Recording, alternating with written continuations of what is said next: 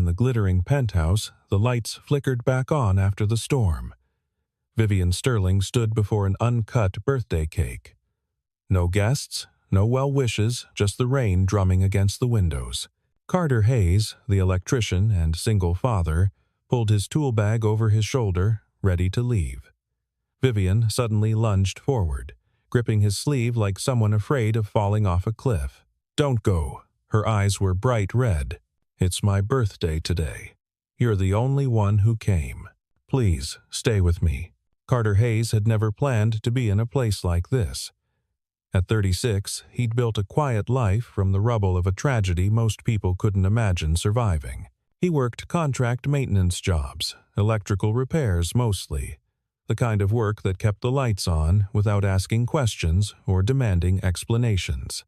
His apartment was small, functional, clean in the way that spoke of careful hands and limited resources, but also of dignity. There were no framed degrees on the wall, no accolades gathering dust on shelves, just a school calendar magnetized to the fridge, with Bonnie's test dates circled in red, marker, and a worn sofa where he helped his daughter with homework every night, their heads bent together over math problems and spelling words. Bonnie Hayes was 7 years old, sharp as a tack, with eyes that seemed to read people the way her father read circuit diagrams, with precision and understanding beyond her years. She noticed everything, the kind of observant that made adults uncomfortable when they realized a child could see through their polite lies. When her teacher asked too many questions about why her father always picked her up alone, why there was never a mother at parent conferences or school plays, Bonnie would say simply, without drama or self-pity, "My mom's in heaven." She didn't remember Adelaide, not really, couldn't recall her voice or her laugh or the way she used to braid hair, but she understood the shape of the absence, the way her father's jaw tightened when other kids talked about Mother's Day, the way he kept one photograph on the mantel but never talked about it unless Bonnie asked. Carter's greatest fear wasn't poverty. It wasn't the unpredictable hours or the patched jackets or the second-hand furniture. It was entanglement. Rich people, powerful people, they lived in a world where nothing came without strings, where favors turned into leashes and kindness was always transactional. He'd learned that the hard way. Getting pulled into their orbit meant exposing Bonnie to instability, to questions, to the kind of scrutiny that could crack open everything he'd worked so hard to protect. But there was something else, something Bonnie didn't know. In Carter's tool bag, tucked beneath the voltage meter and wire strippers, was an old ID badge. Faded, laminated, the kind issued to engineers, not electricians. He never showed it to anyone. It was just a reminder of who he used to be before the night everything burned down. His wife, Adelaide, had died in what the police called an accident, a series of equipment failures, faulty wiring in their apartment building, carbon monoxide from a malfunctioning furnace. It happened during the months when Carter was fighting to clear his name, when he was too consumed by legal battles to notice the dangers closing in on his own home. He'd never forgiven himself. He believed, deep in his bones, that it wasn't random. It was connected to the fire, to the people who needed someone to blame, to the system that crushed anyone who dared to point fingers upward. Vivian Sterling, on the other hand, lived in a world most people only glimpsed through magazine spreads and business headlines. She was CEO of Sterling Industries, a conglomerate so vast that its quarterly earnings could fund small nations. The public knew her as ICE, precision incarnate. A woman who wore power like a tailored suit and never, ever smiled in photographs. But the truth was more complicated. Vivian hated birthdays. Every year, the date dragged her back to one specific night, the night the candles went out and never came back on. She was 18 then, standing in a ballroom filled with the city's elite, celebrating a milestone she didn't want. The electrical system failed. Fire suppression didn't engage. Smoke filled the halls. And when the chaos cleared, Matilda was gone. Matilda. The name still made Vivian's chest tighten. Not a sister by blood, but something closer. a girl who'd grown up in Vivian's shadow, who'd looked at her like she hung the moon. Matilda had been 12 years old, bright-eyed and laughing, until the night she wasn't. Vivian built her empire on the ashes of that night. She convinced herself that control was the antidote to grief, that if she could master every variable, every risk, every human element, she'd never lose anyone again. But control required distance, and distance required walls. So she became untouchable, unreachable, a billionaire who commanded boardrooms but couldn't fill a dinner table. The board of directors at Sterling Industries was not a collection of allies. Chairman Otis and legal advisor Bernice held reins Vivian couldn't see but always felt. They had files, old ones, documents that tied back to that 18th birthday, to the investigation that followed, to the settlements paid quietly to avoid scandal. They reminded her, in polite corporate language, that her position was conditional, that if she stepped out of line, the files would surface, that the empire she thought she commanded was really just a cage with velvet bars. Ingrid, the PR director, cared about optics more than people. Elias, head of security, followed protocol like scripture. Henry, the internal lawyer, understood the law but lacked the spine to wield it. They orbited Vivian, but none of them knew her. None of them stayed past business hours. None of them would ever show up to a birthday party. And then there was Corbin, the rival billionaire who'd been circling Sterling Industries like a shark smelling blood. He wanted the company, not for its value, but for the satisfaction of taking it from Vivian. He'd spent years building leverage, buying shares through shell corporations, planting informants, waiting for the perfect scandal to force a hostile takeover. The storm that night was historic. Power grids across the city buckled. Emergency services were overwhelmed. Vivian had dismissed her entire staff hours earlier, a deliberate choice. She told Ingrid she wanted one birthday without performance, without the hollow applause of people paid to care. She wanted to see what it felt like to be alone on purpose, instead of alone by accident. But the backup generator in her penthouse malfunctioned. The lights died. The heating stopped, and suddenly the silence she'd craved felt less like peace and more like a tomb. Ingrid, ever efficient, called an emergency service. Send someone immediately. VIP client. The dispatcher didn't ask questions. Carter took the job because he needed the money. Bonnie's school had sent another tuition reminder, politely worded but unmistakably firm. The babysitter canceled at the last minute. Her own kids sick with flu, and Carter had no backup plan. So he did what he always did. He packed an extra jacket, filled a thermos with hot chocolate, and brought Bonnie along. She sat in the hallway of the penthouse building, backpack on her lap, small and patient in the way that broke Carter's heart. Through the crack in the door, she could see the birthday cake, tall and untouched, candles unlit, sitting on a marble counter like a monument to nothing. Vivian saw the child first. She'd been pacing, trying to ignore the silence, when she glanced toward the hallway and locked eyes with Bonnie. The girl didn't look away. She just stared, curious and unafraid, and something in Vivian's chest cracked. Those eyes, that expression. It was Matilda all over again. Carter worked with the kind of precision that didn't match his job title. He didn't just reconnect wires.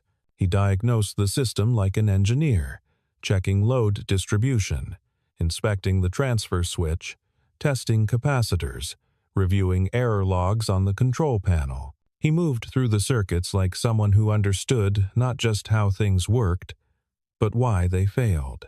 Vivian watched him from the doorway, fascinated. Most people cowered in her presence, stumbled over words, tried too hard to impress. Carter didn't even glance her way. He was focused, methodical, unimpressed by the marble floors and designer furniture. To him, this was just another job, another broken system in need of repair. When the lights finally came back on, the digital clock blinked past midnight. Officially, it was no longer her birthday.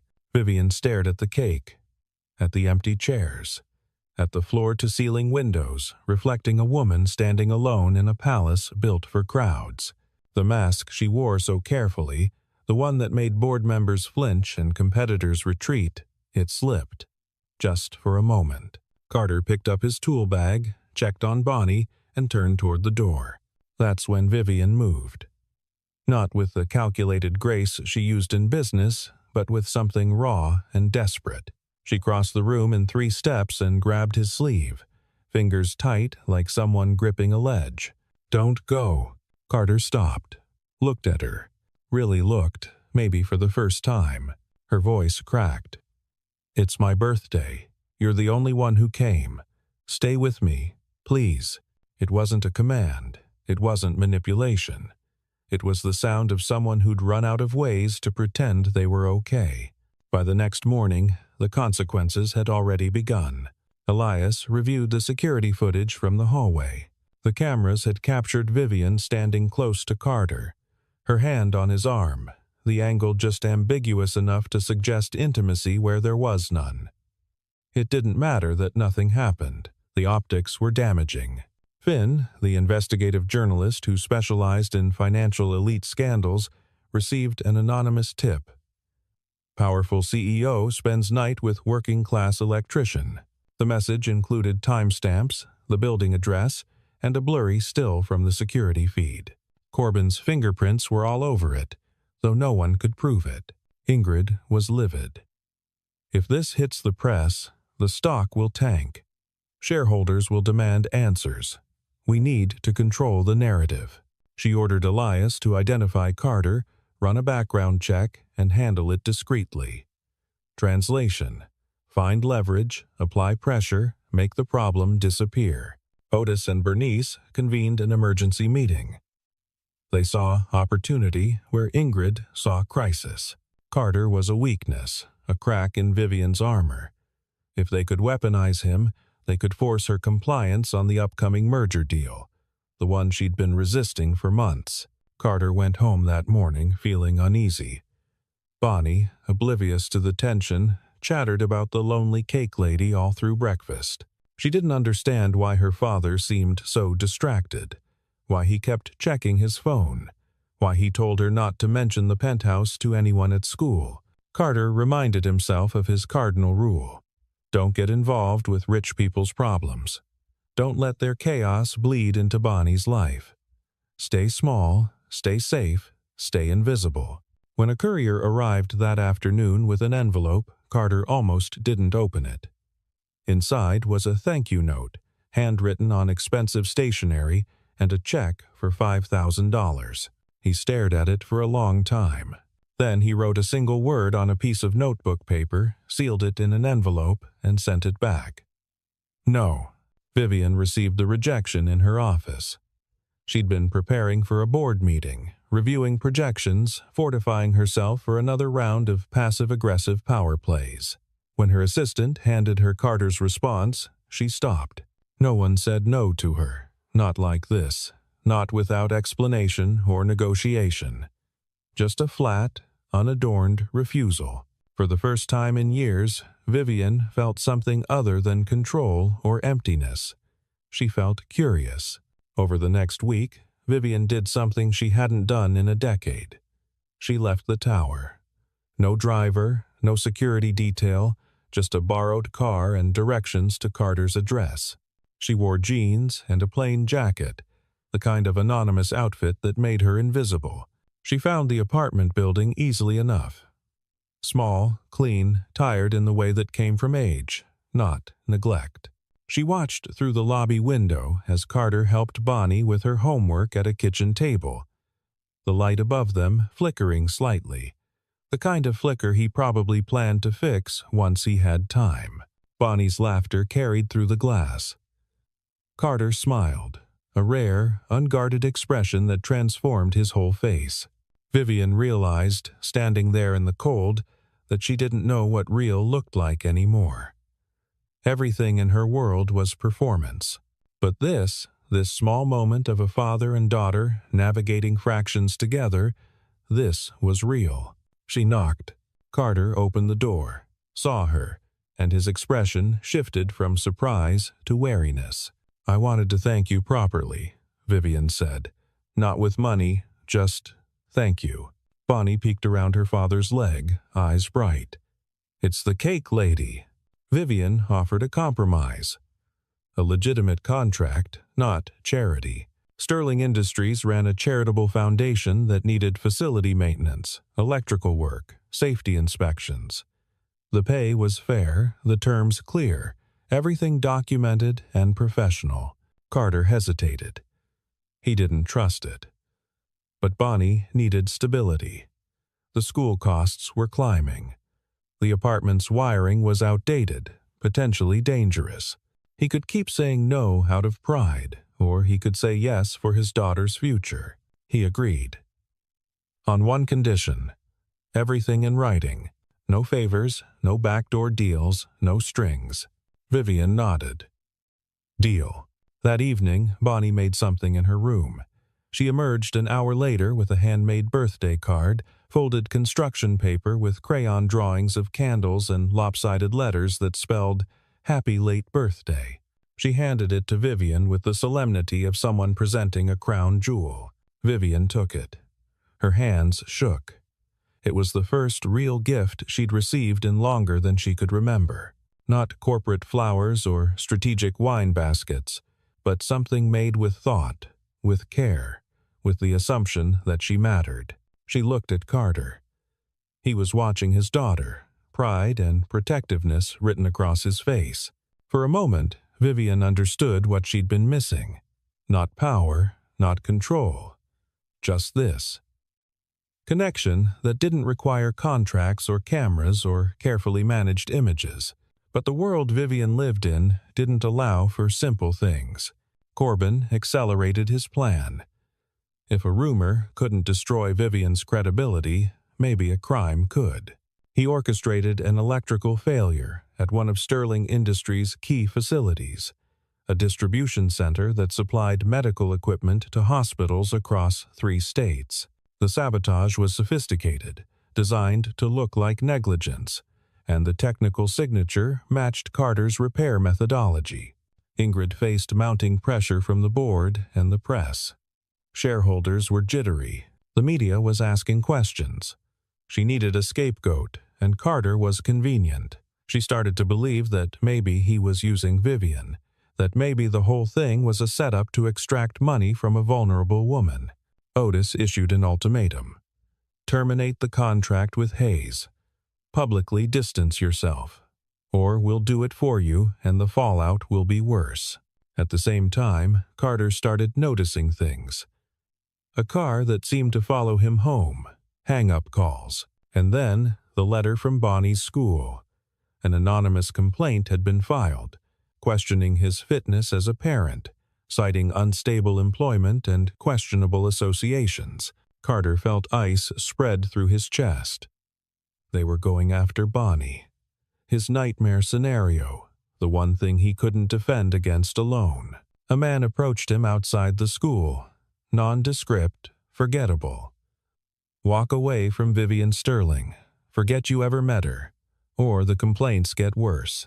You could lose custody. We both know you can't afford a legal fight. That night, Carter couldn't sleep. He stood at Bonnie's bedroom door, watching her breathe, small and peaceful under her blanket. He'd do anything to protect her. Anything. Even disappear. Vivian learned about the threats through Elias, who'd been digging into the anonymous tip that started everything. The trail led back to Corbin, though the evidence was circumstantial. Vivian wanted to help Carter, wanted to use her resources to crush whoever was threatening him, but she was afraid. Afraid that her involvement would make it worse, that the spotlight she carried would burn Carter and Bonnie alive. For the first time in her adult life, Vivian didn't know what to do. Bernice delivered the final blow. She walked into Vivian's office late one evening, carrying a folder Vivian recognized immediately. The old files. The ones from the 18th birthday. Just a reminder. Bernice said, her voice pleasant and poisonous. "Of who really holds the cards here." She left the folder on the desk and walked out. Vivian opened it with shaking hands, the expensive paper crackling in the silence of her office. Inside were incident reports typed on old letterhead, witness statements collected in the chaotic aftermath, technical analyses written in the dry language of engineers trying to explain catastrophic failure, and insurance settlements negotiated behind closed doors. The fire. The evacuation failures that turned corridors into death traps. Matilda's death certificate, official and final and unbearable to look at even after all these years, and buried in the engineering assessment, in a footnote that someone had tried very hard to make forgettable, was a name she hadn't seen in years but now burned itself into her vision. Carter Hayes, junior electrical engineer. Issued formal written warnings regarding critical system failures in facility electrical infrastructure. Recommendations submitted to supervising contractors and facility management team. All recommendations ignored due to budget constraints and timeline pressures. Employee subsequently terminated for insubordination and attempting to file reports with external regulatory agencies. Professional credentials suspended. Name added to industry blacklist. Vivian stopped breathing. The words blurred.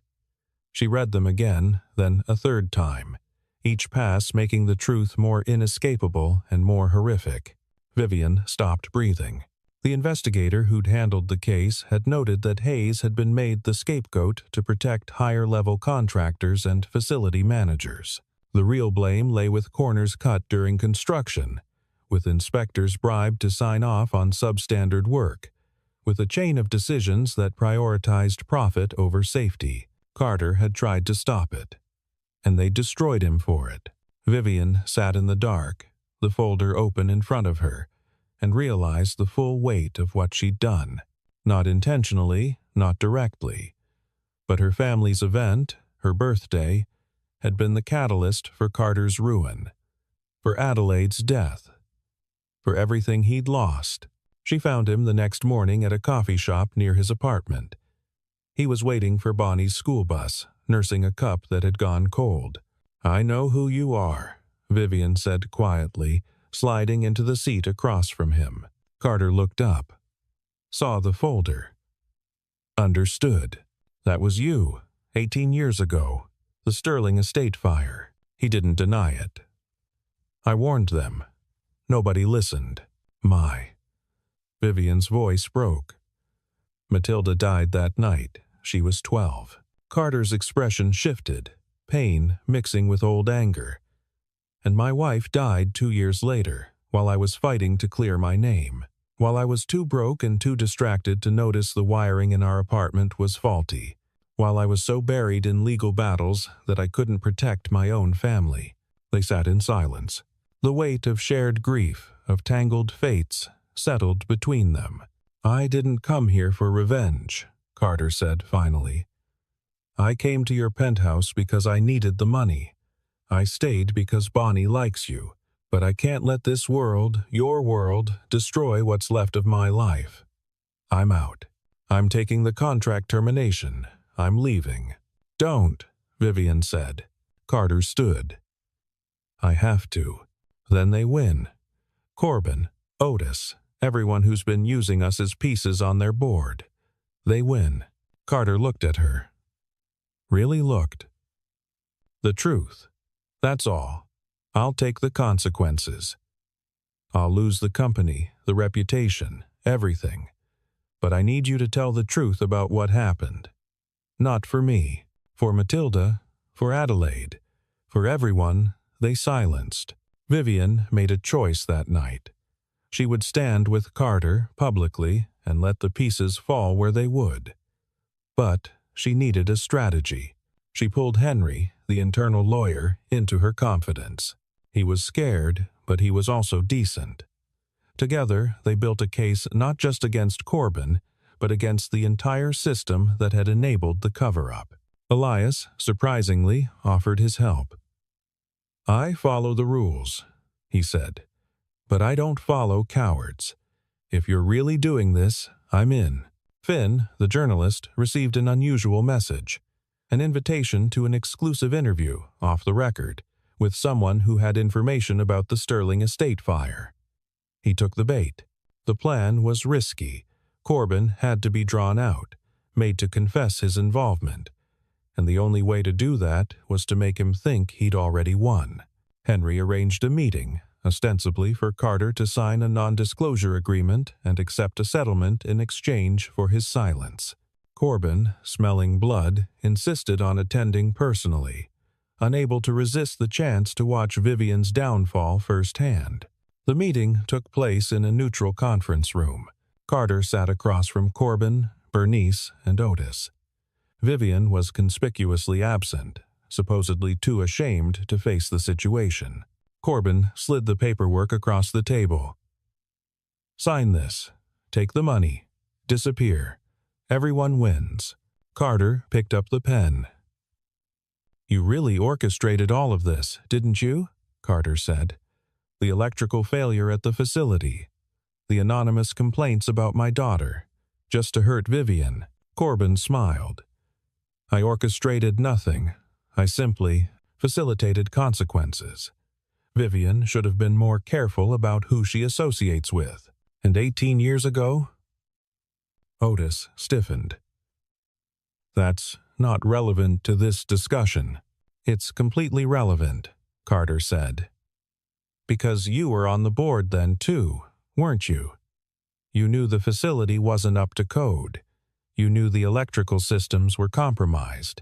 And when I reported it, you had me fired and blacklisted to protect the construction contracts." Bernice stood. "This meeting is over, is it?" Carter gestured to the corner of the room, where a security camera blinked silently. Elias had installed it 2 days earlier. Fully legal, fully documented. Corbin's smile vanished. The recording captured everything. The implicit admission, the threats, the conspiracy to suppress evidence and destroy anyone who challenged the narrative. Finn published the story the next day.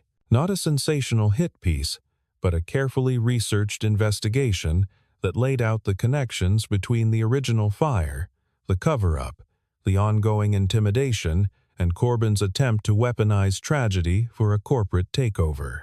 The shareholder meeting was chaos. Otis and Bernice scrambled to distance themselves. Corbin faced immediate legal action, both civil and criminal. George, the detective who'd been quietly reviewing the old case files at Vivian's request, announced a formal reinvestigation into the Sterling estate fire and the subsequent accidents that had claimed Adelaide's life. Vivian stood at the podium, facing a room full of investors, journalists, and lawyers. She did something no CEO in her position was supposed to do. She told the truth. 18 years ago, a young girl named Matilda died at an event my family hosted. The systems that should have protected her failed because people in power chose profit over safety. A good engineer named Carter Hayes tried to prevent it and was destroyed for speaking up. I'm standing here today because I refuse to let that pattern continue. I'm releasing all internal files related to the incident. I'm establishing an independent oversight committee, and I'm stepping down as CEO, effective immediately. The room erupted, but Vivian wasn't finished. I'm also establishing a foundation in Matilda's name, dedicated to electrical safety standards and whistleblower protections. Carter Hayes will serve as its technical director, and anyone who has a problem with that can sue me personally. I'll be easy to find. She walked off the stage. No bodyguards, no prepared exit. Just a woman who'd finally stopped running from the truth. The cost was real. Vivian lost the CEO position. Her reputation took hits from every direction. Some people called her brave. Others called her reckless. Carter was cleared, publicly and completely. His engineering credentials were reinstated. Job offers poured in, but he took the position with Vivian's foundation because it mattered, because it meant something. 6 months later, on Vivian's birthday, there was no penthouse. No marble counters or designer cakes. Just a small apartment, warm and lived in, filled with the smell of homemade dinner.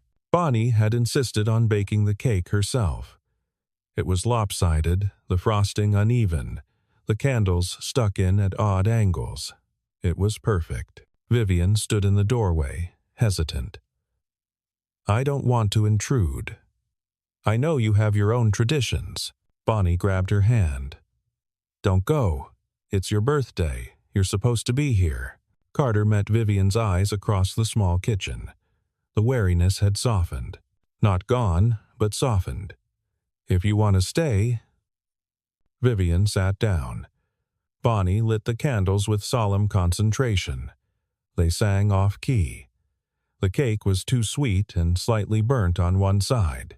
It was the best birthday Vivian had ever had. Later, after Bonnie had gone to bed, Carter and Vivian stood on the small balcony, looking out at the city lights. "Thank you," Vivian said, "for giving me a chance to make this right." Carter was quiet for a long moment. Adelaide used to say that the hardest thing about losing someone isn't the grief. It's wondering if you'll ever feel whole again, if you'll ever find people who see the broken parts and don't walk away. "You didn't walk away," Vivian said. "Neither did you." They stood together in the cold, two people who'd been hollowed out by the same chain of tragedies, who'd found each other in the wreckage and chose, against all odds, to stay. The foundation launched 3 months later. Carter trained a team of young engineers, teaching them not just how to fix systems, but how to stand up when something was wrong. Vivian worked quietly behind the scenes, leveraging her remaining connections to push for legislation, to fund research, to make sure Matilda's death and Adelaide's death meant something. Bonnie started calling Vivian by her first name instead of the cake lady. Small victories. The world didn't transform overnight. Corbin's trial dragged on.